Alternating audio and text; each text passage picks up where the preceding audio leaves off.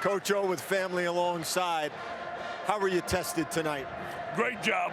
Dan did a tremendous job, but I'll tell you what, Coach Arena did a tremendous job at halftime of stopping 84. Got to give credit to our defense. They made the stops they can. And what an offense, man. I'm so proud of those guys.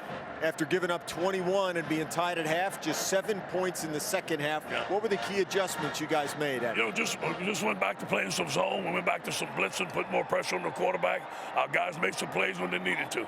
When we talked to you yesterday, you thought it would take 40 points or more to win. You score 42. How would you describe what's so effective about this offense right now? Efficiency, great quarterback, great skill guys. Offensive line did a tremendous job of protecting today. Joe did a tremendous job of scrambling when he had pressure.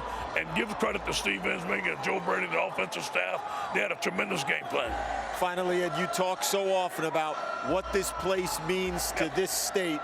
What does a night like this mean for this program? Well, I guarantee you this is the winning edge tonight was our home field. And I can't thank our crowd so much.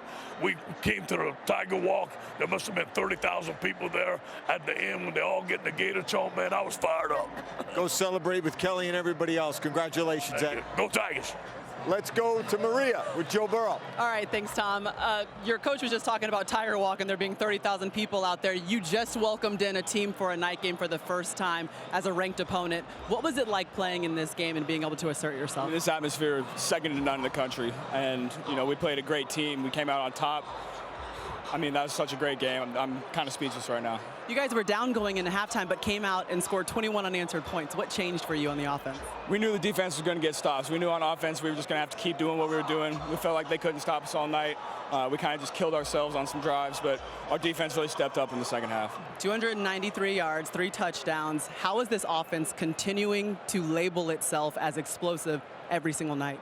I think you're seeing it on the field. I think, we have a lot of room to improve still, but tonight was a great stepping stone for us. All right, thanks for your time, Joe. Thank you. And Burrow's on pace to break the LSU single-season yardage passing record. 80% completion on the field after 21 for 24 night to night. 3 more touchdown passes, and so calm and such command out there. I think command is the word of the year for what he's doing in this new offense. And you can tell the comfort level. This guy prepares like an NFL quarterback. Here's the RPO game. It's a big part of this offense. You start to get down, you want to help in the run. He's going to throw the football behind you. Has such a good feel for when the defense tries to sneak up and blitz the safeties.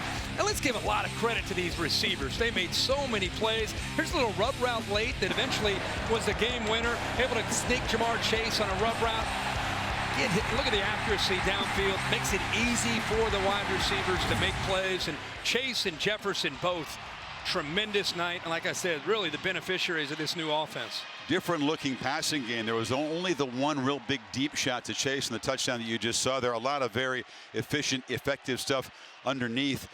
Balance with the running game, though. They only ran 48 plays, 24 runs, 24 passes, but a lot more productive on the ground than we've seen from them. Well, I think that shows you the versatility. If you think as you're scouting LSU and you look at Auburn down the road and you look at Alabama, you think, well, they're going to match up against Burrow and those receivers. Well, tonight with Edwards-Helaire, you see the balance Chris just talked about with the numbers, but he was getting room to run. And people now are starting to get so worried in their scouting report about what are we going to do about Burrow and all these crossing routes. It's opening up the offensive line and the running game. I think they're going to become more and more balanced, almost a pick your poison type of approach from Burrow in command, Joe Brady, Steve Ensminger calling the shots from up top, and the way they're executing right now, as good as any offense in the country. Long way to go, but I'll put you on the spot. Is this team built to get through Mississippi State, Auburn, and then the trip at Alabama coming up later on? I think they are because of the offense. This is a different LSU team. It's no longer about defense and just being smart and efficient on offense. They're attacking. And, Tua, you want to peek down the road at Tua and Joe Burrow. To me, there are a lot of quarterbacks out there. They talk about this at the beginning of the year, the quarterbacks. To me right now, there are 2 guys that are executing in the passing game at a very different level than everybody else. And it's Tua, who's running Sark's system from the NFL, the Falcons last year, and what we're seeing tonight from Joe Burrow and really all year with Joe Brady bringing that system over from the New Orleans Saints. And those are the 2 remaining unbeaten teams in the SEC, with Georgia and now Florida falling. LSU and Alabama, and those 2 quarterbacks you mentioned, on a collision course in Tuscaloosa. But that's down the road. Tonight, a satisfying W, but the Bayou Bengals by 14 over the Florida Gators.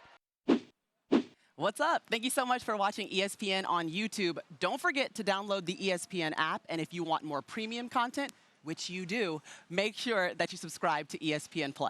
See you soon.